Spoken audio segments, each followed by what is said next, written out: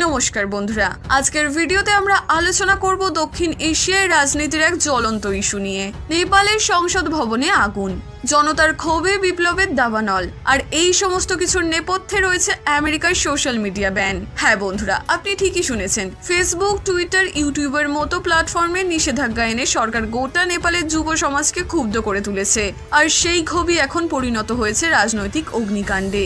এই সংকট শুধু নেপালের ভেতরে সীমাবদ্ধ নয়, এর সরাসরি প্রভাব পড়ছে ভারত, চীন, আমেরিকার সব দেশের ভূ রাজনীতিতে। তাহলে আসুন ধাপে ধাপে বুঝে নিই কিভাবে এই অগ্নিকাণ্ড ঘটলো, ভারতের জন্য এর মানে কি, আর ভবিষ্যতে কি হতে চলেছে।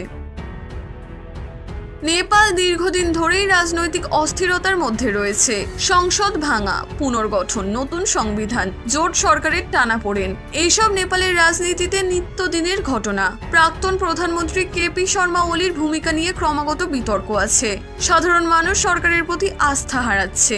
এবার পরিস্থিতি চরমে পৌঁছেছে সংসদ ভবনে আগুন লাগার ঘটনায়। এই আগুন যেন শুধু একটি ভবনের নয়, এটি গোটা দেশের গণতন্ত্র ও নেতৃত্বের প্রতি ক্ষোভের প্রতীক।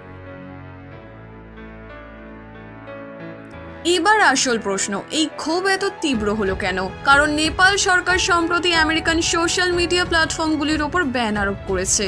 ফেসবুক, টুইটার, ইউটিউব, ইনস্টাগ্রাম সবকিছুর ওপর নানা বিধিনিষেধ বসানো হয়েছে।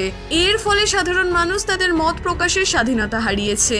ছোট ব্যবসা, অনলাইন কাজ, পড়াশোনা সব থমকে গেছে। বিশেষ করে যুব সমাজের মধ্যে প্রচন্ড ক্ষোভ তৈরি হয়েছে। নেপালের তরুণ প্রজন্ম মনে করছে তাদের কণ্ঠ রোধ করা হচ্ছে, আর সেই ক্ষোভই ধীরে ধীরে রাজনৈতিক বিক্ষোভে পরিণত হয়েছে। সংসদ ভবনে আগুন লাগা যেন এই অসন্তোষেরই চূড়ান্ত বিস্ফোরণ। এখন ভারতের জন্য প্রশ্ন, এই সংকটের মানে কি?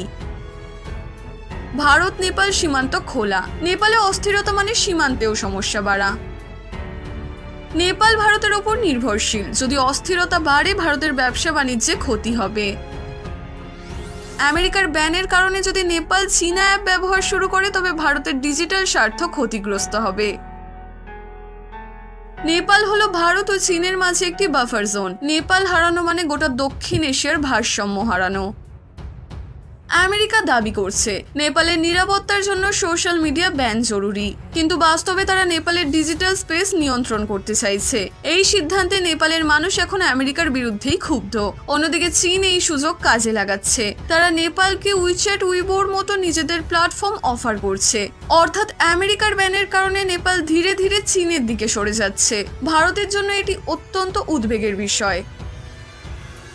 ভারতের সামনে এখন কি করণীয়? কূটনৈতিক তৎপরতা বাড়ানো, সব রাজনৈতিক দলের সঙ্গে যোগাযোগ রাখা, অর্থনৈতিক সহযোগিতা, নেপালের সাধারণ মানুষকে সাহায্য করা, সীমান্ত নিরাপত্তা, অস্থিরতার সুযোগে শত্রু শক্তি ঢুকতে না পারে সেজন্য সতর্ক থাকা, জন জন সংযোগ, শিক্ষা, সংস্কৃতি, কর্মসংস্থান সব ক্ষেত্রে নেপালের পাশে থাকা, ডিজিটাল সহযোগিতা, ভারতীয় অ্যাপ ও প্ল্যাটফর্ম নেপালে পৌঁছে দেওয়া, যাতে নেপালের যুব সমাজ চীনের দিকে না ঝুঁকে পড়ে।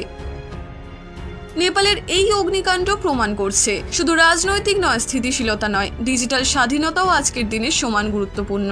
যদি ভারত সময় মতো পদক্ষেপ নেয় তাহলে নেপালের জনগণের আস্থা আবার ফিরে আসতে পারে, কিন্তু যদি ভারত ব্যর্থ হয় তবে চীন নিশ্চিতভাবে এই শূন্যস্থান পূরণ করবে। বন্ধুরা, নেপালের সংসদ ভবনে আগুন শুধু একটি ভবনের ধ্বংস নয়, এটি এক যুগের ক্ষোভের বিস্ফোরণ। আমেরিকার সোশ্যাল মিডিয়া ব্যান এই আগুনে ঘি ঢেলে দিয়েছে, আর এর প্রভাব শুধু নেপাল নয়, ভারতকেও নাড়িয়ে দিয়েছে। এখন ভারতের হাতে সুযোগ নেপালের পাশে দাঁড়িয়ে তাকে সত্যিকারের বন্ধু প্রমাণ করার। আপনারা কি মনে করেন, নেপালের এই ডিজিটাল যুদ্ধ কি আসলে আমেরিকা বনাম চীনের খেলায় পরিণত হচ্ছে? ভারত কি এই যুদ্ধে নিজের জায়গা করে নিতে পারবে? কমেন্টে জানান আপনাদের মূল্যবান মতামত। আর এই ভিডিওটি যদি ভালো লেগে থাকে তাহলে অবশ্যই লাইক করবেন এবং বন্ধুদের সঙ্গে শেয়ার করবেন।